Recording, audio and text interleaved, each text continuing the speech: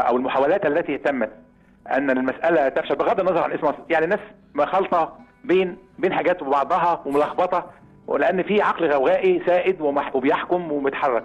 الناس مش واخده بالها من كلمه الوطن. الوطن اهم من اي نادي في مصر، اهم من الاهلي ومن الزمالك ومن الاسماعيلي ومن المصري ومن اي حد في الدنيا. ايوه. وصوره الوطن في العالم اهم برضه من صوره اي نادي اخر او حتى افراد من مصر. لا فض فوق، لا فض فوق.